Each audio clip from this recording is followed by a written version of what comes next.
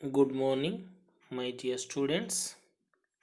So, I heartily welcome you all to the STG First Grade College, and I welcome you all to the second year BCom classes. So, I am Charan Rajach, your commerce lecturer. So, in this sem, I am handling two subjects for the second year classes. So, namely, company law and secretarial practice, and another one is disaster management.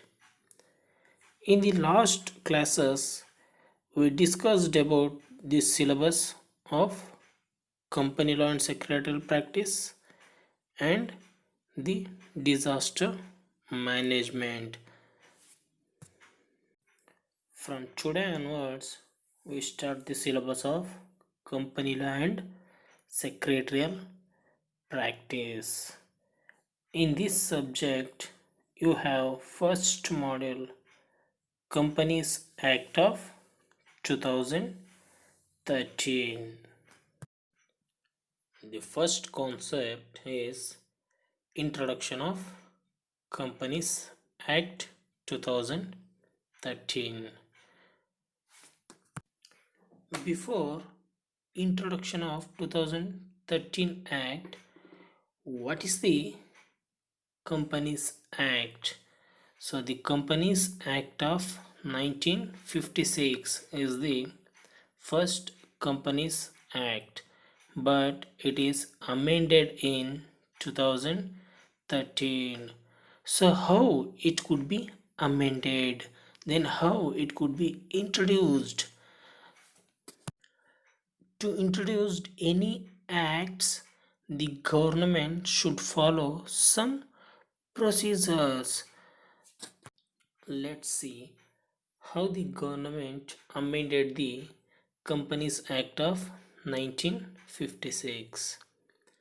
So firstly, the government of India has amended the Companies Act of 1956 by incorporating various changes.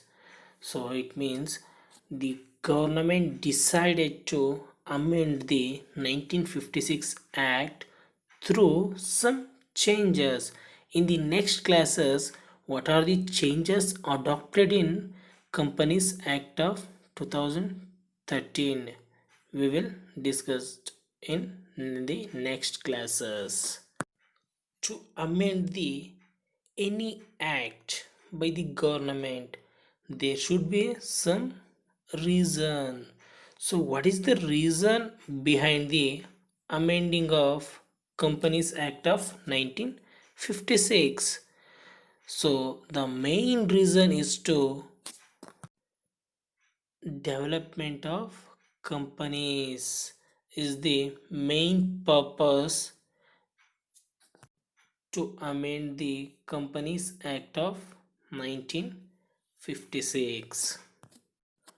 How it could be amended?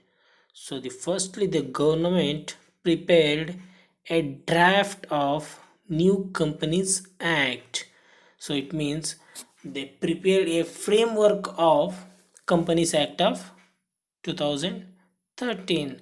Then they will present that new draft on 18th December 2012 in the Parliament.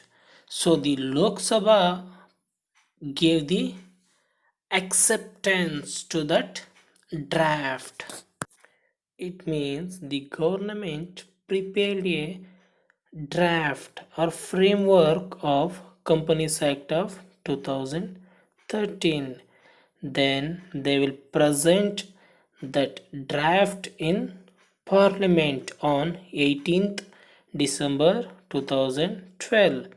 So the President of the Parliament will raise the question on Companies Act amendment. Then they will discuss about this draft, and finally the Lok Sabha members is accept this draft. Then this draft copy was placed in Rajya Sabha. So the same procedures will followed in Rajya Sabha as followed in Lok Sabha. So then the Rajya Sabha members will accept this draft. Then at the end, this draft is submitted to Honorable President of India. After accepting these drafts in upper house and lower house, this draft finally submitted to the Honorable President of India, and the Honorable President of India gave the acceptance on 29th August 2013. After giving the acceptance by the Honorable President, this act will amended and then it will came into force. Then next is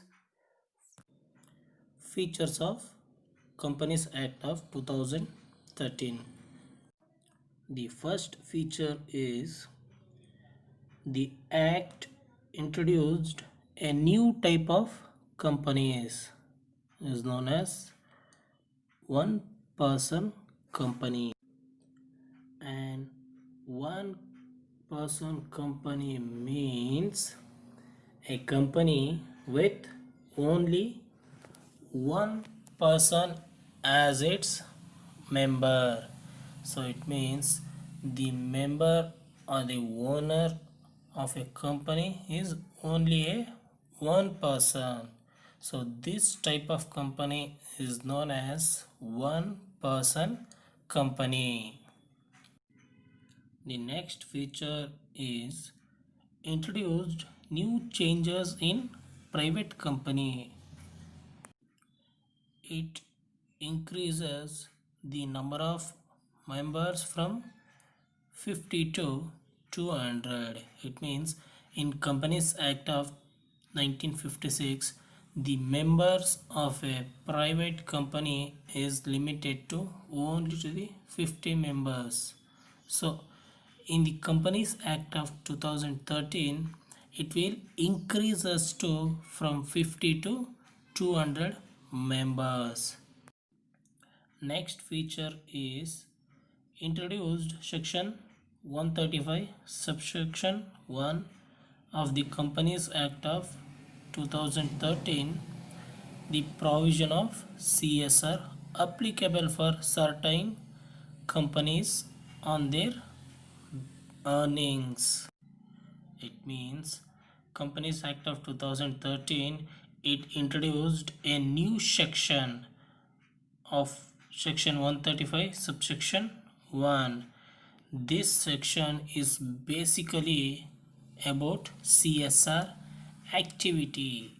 CSR means corporate social responsibility. So this is applicable to certain companies on their earning. The company would be required to spend at least 2% of average profit for CSR activities. So which are the certain companies would pay 2% of average profit for the CSR activity? So the company having net worth of 500 crores or more than 500 crores during the financial year. This type of company would require to spend 2% of average profit for the CSR activity. Then next, company having turnover of rupees 1 crore or more than 1 crore during the financial year. Then next, company having net profit of rupees 5 crore or more than during the any financial year. This type of companies would spend 2% of amount for the CSR activities. The next feature is the new act means Companies Act of 2013 permits Indian companies to merge with company incorporated outside India. In Companies Act of 1956, there is no provision to merge with company incorporated in outside India, but in Companies Act of 2013, it gave permission, it have the provision to the Indian company can merge with company incorporated in outside India. The next feature is the public company having the share capital of rupees 100 crore or turnover of rupees 300 crores. So this type of companies should appoint one human director to the company.